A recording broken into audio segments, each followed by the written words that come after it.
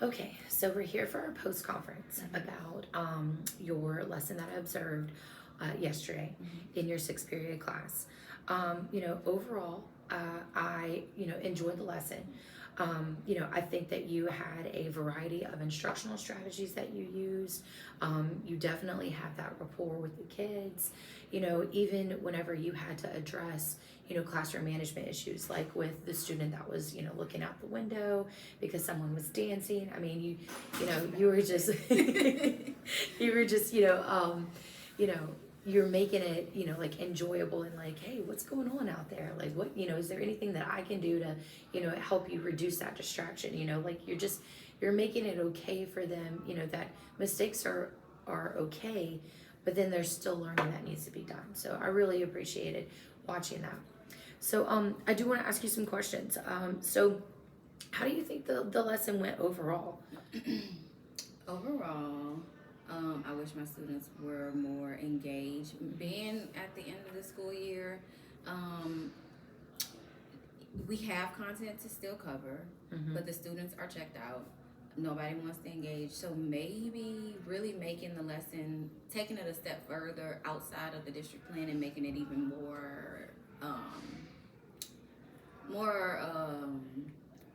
making it more receptive for them to want to engage in the lesson. I mean, I tried to do the best that I can, but maybe I should have put more thought into, I don't know. So that's my thoughts. I didn't like the way when I reflected back on the lesson, how nobody was really engaging. It's like I was pulling it out of them so hard. So, Yeah. All right, and then so I know we kind of talked about your exit ticket that you did, where it was those 6 multiple choice questions. How did the students do on them? They did fairly well. They did fairly well. Yeah. Okay. So, although they did not they weren't engaged, it let me know that at least they were paying attention and they understood, because it was a very it was a recall quiz. So it just let me know that they were paying attention. So and that nobody was like zoned out. So I think it was good results. Did you happen to like look at the percentages? Did you see, like, was there any question that they, struggled on? Did you analyze it to that depth, or? Not yet. I haven't analyzed it to that depth yet. I just kind of glanced over to see like what the scores were. If I had like low scores, high scores overall. So yeah, no, I didn't look to see the percentages. Okay, and then so what do you plan on doing? So like whenever, like, have you ever used data-driven instruction before, to where you really look at those results and then plan for that next day? Yeah. So typically, I will look at the results to see, okay, this is something they did not get, and use it as a bell ringer. Okay. The next day to elaborate on. And that's probably what I'll do after this, is to go, because I see my first set of kids that I taught this lesson again today for second period. So I'll go in and as I'm about to get ready to put together the lesson prep for the lesson for today to execute it, I want to now look at what they didn't do so well on overall and use that as the bell ringer for today. Okay. All right. And so that kind of takes care of, the kids who didn't get it. So what are your thoughts on for the kids that did well? Like, what if they got all 6 questions right? Are they still going to do the same bell ringer? Or, is there going to be an opportunity for them to, help a peer or anything like that? Well, my first thoughts are they would still do the bell ringer, because it'll be just like a refresher for them when they come back. And again, to get them in the mood to to get them in the mood of what's next. We'll be talking about agriculture next, and then food production. So just to kind of like get everybody back in the mood, I think I plan to just let it be one and all. What do you suggest? What do you think? So typically whenever you're, using that assessment data, you want to make sure, obviously, you're working on those kids that didn't get it, and you want to bring them back up to, that expectation of what they need to know in order to do well for that lesson. And then, the other half of that is, what do you do for the kids who did get it? How are you going to push them forward? And so having, an opportunity for, them to, do a extension activity, having them, peer tutor, someone that maybe didn't, get it, maybe having them do an application based type thing where it's like, okay, now, you do understand the content. Let's see if you can apply what you learn. And so then you can use those higher Bloom's taxonomy questions, or you can give them a scenario to where they can analyze and evaluate it and pick out certain characteristics. Like I know that y'all talked about soil characteristics, and the color of it means that it's nutrient dense. The texture of it, represented something else. So you can, give them a soil description, and then ask them like, okay, well, identify what these particular characteristics mean about it. So then you can say like, all right, well, it's pale in color, and that's probably why the plant isn't doing well, because it's not very nutrient rich. And then you can give them a scenario about pollution and erosion, and then ask them to make predictions on what they think would happen. And I mean, I know that y'all had made that connection between the pollution and the erosion and desertification. So ask them to kind of connect the dots and explain their thinking, just to push them a little bit forward, because I think a lot of times teachers get really bogged down on, okay, they got it, they're good, but they can always be pushed a little bit further. Yes, I agree. Okay, I like that. all right. And then so if you had to change anything about the lesson, what do you think it would be and why? Make it more fun. Make it more fun. Yeah, Okay. I wish I could have made it more fun. Like, that's the biggest thing. That's it. Just make it more fun. Yeah. Okay. And then what would you consider a strength of the lesson? So anything between, your classroom management, content knowledge, knowledge of the students, what would you feel is that strength for you? I would say strength of the lesson. I did like how the lesson flowed, like everything that I had planned, and I wasn't like rushing or pushing through anything. I probably could have spent more time on discussions, but it was like I got that they got it, so it was like, well, we're not gonna kind of spend too much time on discussions. But I was happy that everything that I planned, we actually got through, and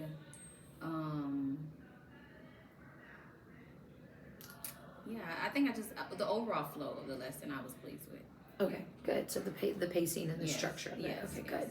All right, and then what would you consider your area of refinement, or what you would need to improve on? Discussion, prepping for discussion questions. That's something in general that I really, really need to get better on. It's just with first year, it's a lot to plan it. Like I mean, just with all of the never-ending tasks. But I really want to get better with like discussion, planning my discussion questions. Also, like looking at everything and knowing my students, what I expect them to respond to. Like really putting more thought into the discussion questions that I ask. Yes. I would definitely agree with that, because I know, with time, you're going to identify areas where students struggle consistently, and so then you plan for that. And you through your reflection, from the previous day or the previous year, you can plan for those questions that will kind of scaffold them to the point where you can ask that overarching question. Because maybe with you in your first year, this is a new curriculum that y'all are using, so you haven't had experience with it before, and so you ask that big overarching question, and they're not there like you thought that they would be. And so they're not able to make that jump, and so then you're like, okay, I need to backtrack, right? And I need to kind of scaffold and come up with other questions that can baby step them to the overarching question. And then you already do that between second period, and then you teach it again at third period. And so you're already making those adjustments, but then you're remembering those adjustments and you're applying them for next year. Right. So with time, that would definitely become easier. And then I would also agree, planning for those questions would help you a lot, because I feel like, going through your observation results, I looked at your question and techniques.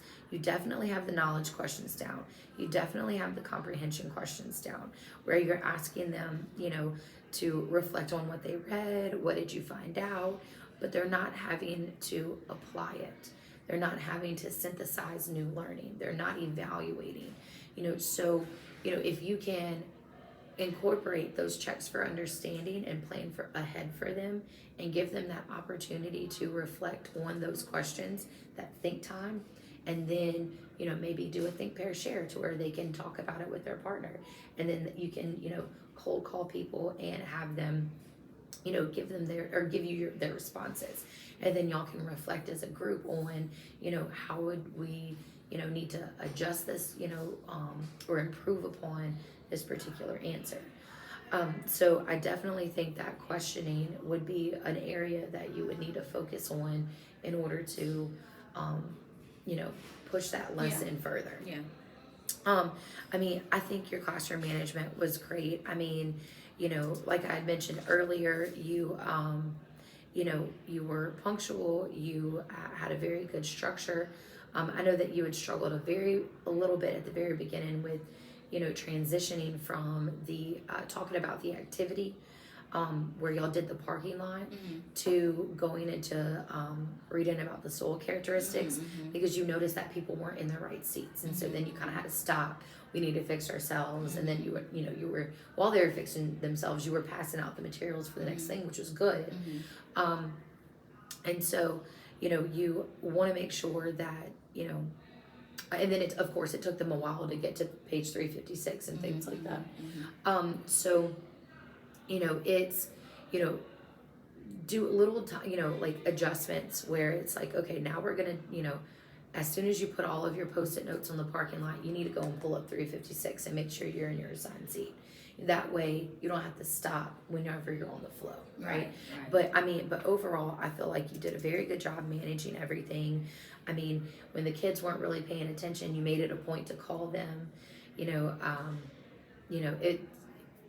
even you were talking to another student, and they gave a really good answer for one of your questions, and then you would notice that somebody was kind of off task, and you're like, oh well, what do you want to add to that? And then they're like, oh well, I was just going to say something similar, and so they were you were keeping or holding them accountable for, you need to be engaged in this lesson, and so you were doing it in a way to where it wasn't singling them out and being abrasive with it. You were just drawing their attention back in. So I think that you did that very gracefully. I'm glad to know that, because sometimes I feel like I'm being like but I'm like, no, I'm just doing my job to try. Sometimes I feel like I'm being too pushy to get them engaged. I'm like, at the end of the day, this is my job to do. Yeah, exactly. And you even I think that you addressed that situation with the student outside dancing, and she was engaging with that versus the lesson. And the way that you phrased it, where it was are you distracted? Do you need me to help you with fixing the distraction? To where it wasn't, you need to stop doing that. Yeah. So I think that you really had tact and grace whenever you approach that situation. So I think that you did phenomenal. So that kind of leaves me, and then the other thing that I wanted to talk about was that utilizing activities which offer the opportunity for development of higher order thinking skills. So I would think that questioning would play into that. And then also I think most of the questions that you were asking came from what they were reading. So was there a way that we could have structured it to where you didn't have to ask the surface level questions? They could have done that as they read. That way, then it would have opened you up to more questions that you could have asked, and you could have had a more in-depth discussion with those higher order questions. I agree. I agree. And so, I kind of put together this professional growth plan, and based on that area of refinement. And so, the behavior skill targeted for improvement, I would say, you did a very good job with the jigsaw strategy. I think that it just needs to be a little bit more structured. Yes. Instead of giving them 25 minutes to go through and figure out what they learned about the particular subheadings. I think whenever you were going over and discussing it, you were finding that they really didn't pick up on that important information that you were hoping that they would. And so making sure that instead of just giving them 25 minutes to get A, B, and C done, as far as you have to read this and talk about it with your partner and take notes on the sheet, maybe okay, we're going to do this subsection right now. All right. We're going to, maybe they, you're going to read section A, you're going to read section B. You'll have 5 minutes to read that. Right. Then come back. Right. You have 2 minutes to explain to your partner what you read. You have 2 minutes to explain to your partner what you read. And then, they're guided with what are they looking for with those reading comprehension questions. Right. And so, there's 2 ways that you can do that, and I'm going to let you choose. There's the closed reading strategy where,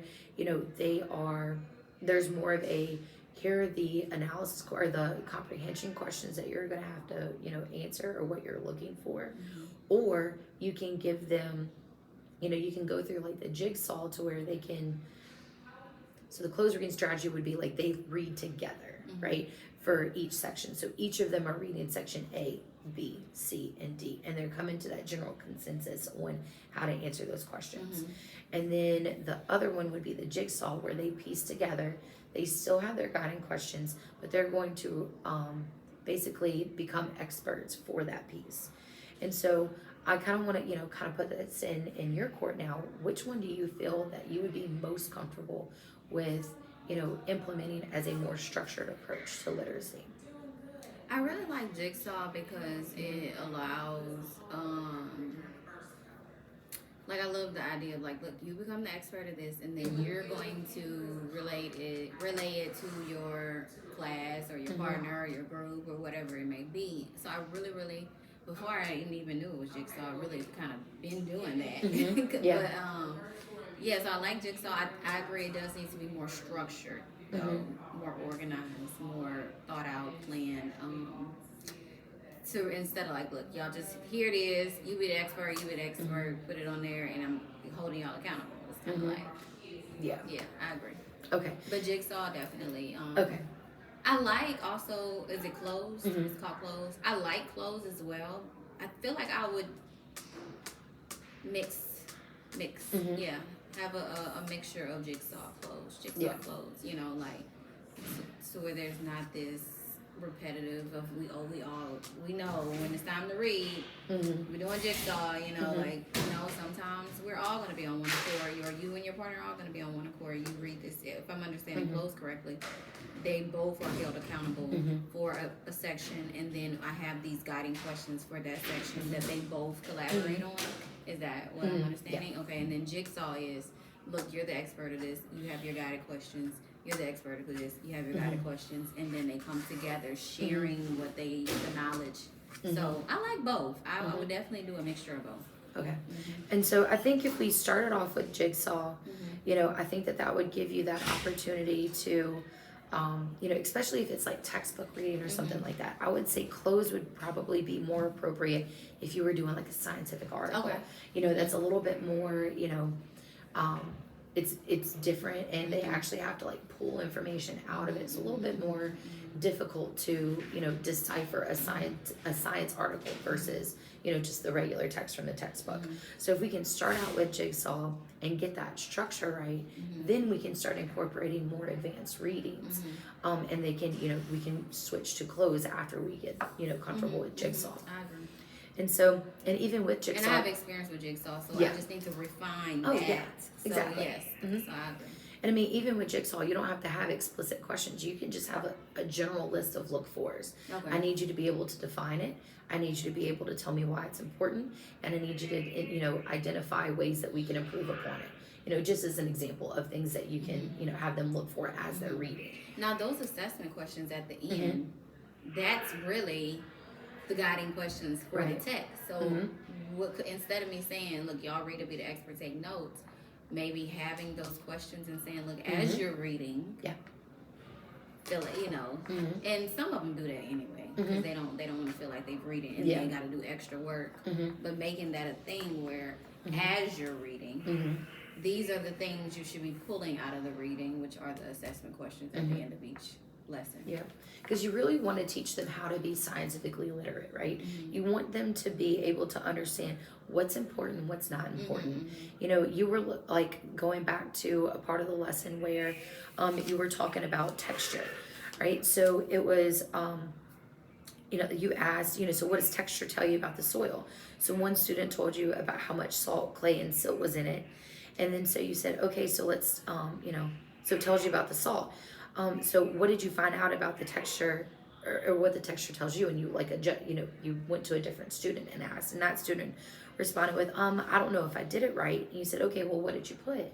And she said, I said that clay consists of particles that are less than this size. Then silt consists of particles between this size, and then sand consists of, you know, particles this size. And you're like, but it told you something about the actual texture, you know. So, you know, it having them do those guided questions are really going to push them to figure out what is important, what are you actually looking for versus, you know, because like with me, my struggle is, well, everything's important, that's why it's in there, you know. So it's like you're picking up on different things, but you want to kind of like refine their skills at picking out what's important versus what's not as important. What's that main point? Right, the main point, the key concept. Which will, you know, which aligns with our school-wide literacy strategy, because, you know, we have such a big emphasis on literacy, and not just in English, but can you read scientifically, and then can you reason mathematically? You know, so that all kind of goes in, like what you're doing in your class plays into a part with everybody else, right? And so in order to do that, I kind of figured that we need about 2 weeks to do that. And so what I would like for us to be able to do, since you've identified jigsaw, what I want you to do is I want you to come into my classroom, and I'm going to model the jigsaw strategy for you. Okay. And, you know, kind of show you what's going to go on, what's going to happen, and, you know, go over this list of like look fors, this list of criteria of what you can find in a jigsaw method that has been implemented. Right. Then we're going to meet, we're going to debrief, we're going to reflect, right, and we're going to go over those lists of look fors. Right, then we're going to talk about like how it can, you know, be done in your class.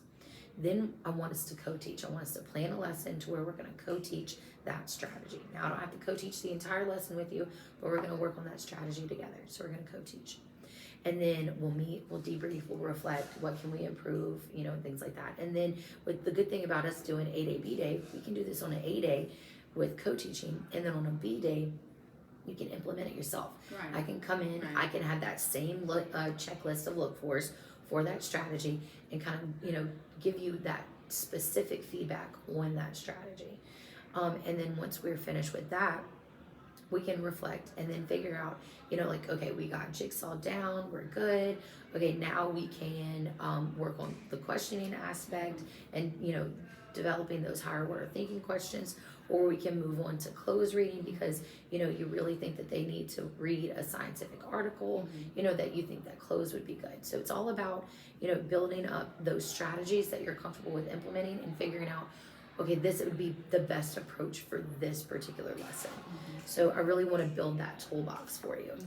So how does that sound? Sounds great. Okay. Yeah, I'm looking forward to it. Okay, awesome. And then let me see. Let me double check that we covered everything for the post-observation. So, you know, were there any? How did you think that parking lot went? That teaching strategy that you did at the very beginning. How did you think that went? It was new for them. That was the first time I did something. So they were confused. They were like, "Wait, what? What are you doing?" So I don't know. But I tried to explain. I liked it because it was like me trying to pull out different discussion strategies. So I know what discussions I need to be more structured on my actual questioning. But then I also have been on this pursuit of like pulling other ways to get everybody's input without like you and the cold call, old call. Right. So I've been doing a lot of Google Stream discussions where I pose a question and you comment back and all of that. So that was like something else I wanted to try to implement.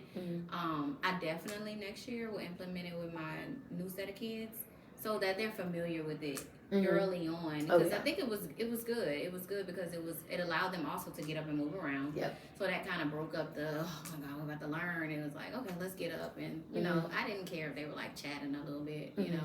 But it didn't cause too much disruption because I had them to pre-think on a sticky note.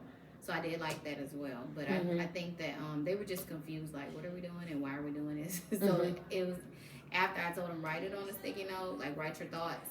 Because I don't want y'all sitting at the Post-its trying to think on your thoughts. Right. So they were just confused, like, okay, wait, we already wrote it on a sticky note. Why are we writing it here? And they were just kind of like confused and reluctant a little bit. But after they did it and I explained, you know, I went through and read out some of their first thoughts, they were kind of like, okay, I get what she did now. Yeah. All right. Well, thank you so much. Thank you. I can't wait to go through our coaching plan together. Me too. All right.